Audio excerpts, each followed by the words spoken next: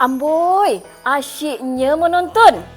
Jom bersama-sama dengan cikgu teruskan menonton sambil belajar jenis-jenis ayat.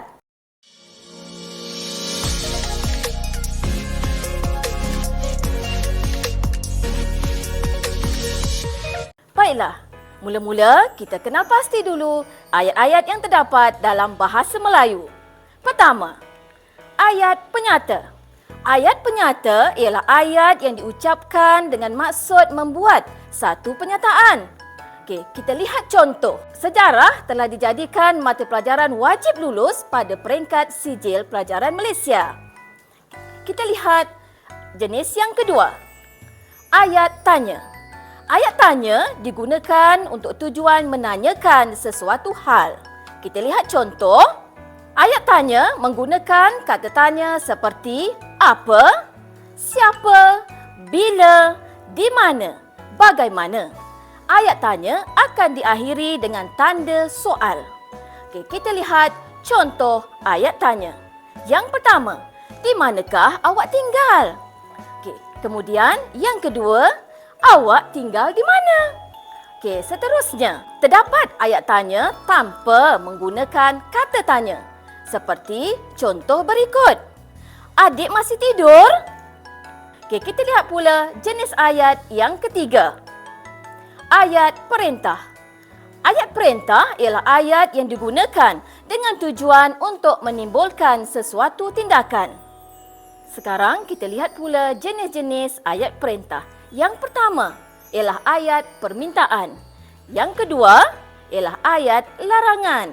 Yang ketiga ialah ayat suruhan.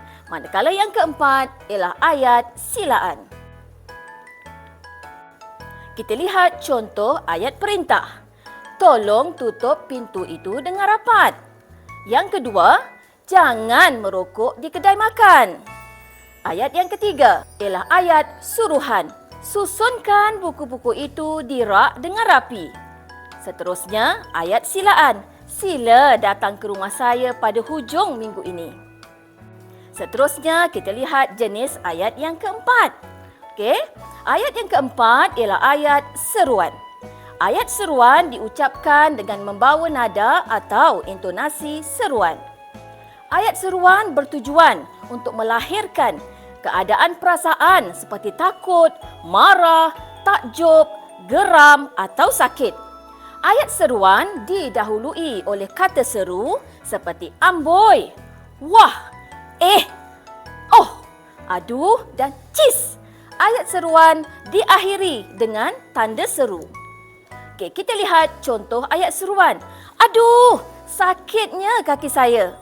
Ayat seruan juga dalam hal yang tertentu tidak didahului oleh kata seru, tetapi diakhiri dengan tanda seru. Seperti contoh ini. Cantiknya baju awak. Seterusnya, mari sama-sama kita buat latihan tentang jenis-jenis ayat. Ini merupakan soalan berkaitan dengan jenis-jenis ayat. Soalan ini memperuntukkan 4 markah. Mari kita sama-sama baca soalan dengan teliti. Baca petikan di bawah dengan teliti. Kenal pasti jenis ayat bagi yang bergaris sama ada ayat penyata, ayat tanya, ayat seruan atau ayat perintah. Baiklah, mari sama-sama kita baca petikan ini. Siapakah budak itu? Siapakah yang menyuruh awak menjemput dia? Soal Natasha sedikit marah. Kami hanya memerlukan seorang ahli baru sahaja, tegasnya pula. Saya tidak menjemput dia. Selepas awak menemuduga saya pada hari itu, saya menulis pengalaman itu di Facebook. Dia membacanya dan berminat untuk menyertai kita, kata Saumun. Baiklah, dalam ayat ini, ayat yang digariskan berbunyi, siapakah yang menyuruh awak menjemput dia?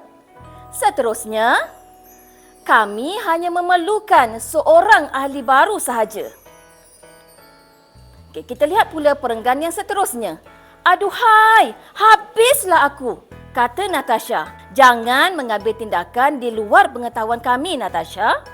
Kata-kata Mas Niza kepadanya pada minggu lepas seakan-akan chorus dalam lagu yang diulang-ulang di telinganya. Dalam perenggan ini, ayat yang digariskan ialah aduhai, habislah aku. Seterusnya, jangan mengambil tindakan di luar pengetahuan kami, Natasha. Daripada petikan tadi, kita dapat lihat bahawa ada 4 ayat yang digariskan. Ayat yang pertama berbunyi, siapakah yang menyuruh awak menjemput dia? Dalam ayat ini, kamu perhatikan ada kata tanya siapakah dan ada tanda soal seperti yang berwarna merah tersebut. Okey, jadi ayat ini merupakan ayat tanya. Seterusnya, kita lihat pula ayat yang kedua. Kami hanya memerlukan seorang ahli baru sahaja. Tegasnya pula. Okey, ayat ini merupakan satu penyataan. Jadi, ayat ini merupakan ayat penyata. Seterusnya, ayat yang ketiga. Aduhai, habislah aku. Okey, ayat ini ditandai oleh kata seru, aduhai dan kata seru. Okey, jadi ayat ini ialah ayat seruan. Dan kita lihat pula ayat yang keempat. Jangan mengambil tindakan di luar pengetahuan kami, Natasha. Okey, dalam ayat ini terdapat kata jangan. Jadi, ayat ini merupakan ayat perintah. Baiklah murid-murid, setelah kamu dapat mengenal pasti jenis-jenis ayat yang bergaris tadi, sekarang senaraikan jawapan kamu mengikut urutan ayat dalam petikan. Yang pertama, ayat tanya. Yang kedua, ayat penyata. Yang ketiga, kita lihat di situ, kita tuliskan ayat seruan. Yang keempat, ayat perintah. Baiklah murid-murid, sekian sahaja perkongsian cikgu tentang jenis-jenis ayat. Teruskan tontonan anda untuk video-video yang seterusnya. Pesanan daripada cikgu, tuntut doa ilmu tak kenal jemu, semoga kejayaan menjadi milikmu. Bye!